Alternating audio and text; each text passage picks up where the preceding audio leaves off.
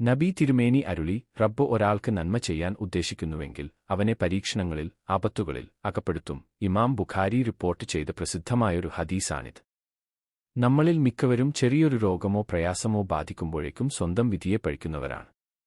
എന്നാൽ രോഗങ്ങളും കഷ്ടപ്പാടുകളും നമ്മുടെ സൃഷ്ടാവിന്റെ പരീക്ഷണങ്ങളാണെന്ന് നാം തിരിച്ചറിയേണ്ടതുണ്ട്.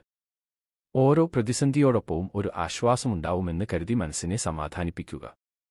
ഏത് പ്രതിസന്ധിഘട്ടത്തിലും ക്ഷമ കൈക്കൊള്ളുക എന്നത് ഒരു വിശ്വാസിയുടെ കടമയാണ്. രോഗങ്ങൾ വരുമ്പോൾ സ്രഷ്ടാവിനെ പഴി പറയുന്നവർ നിരവധിയാണ്. എന്നാൽ അവർ ഒരു കാര്യം വിസ്മരിക്കരുത്: റബ്ബിന്റെ ഏറ്റവും പ്രിയപ്പെട്ടവരായ മുത്ത് നബി തിരുമേനി പോലും കഠിനമായ രോഗപീഠകൾ അനുഭവിച്ചിട്ടുണ്ട്.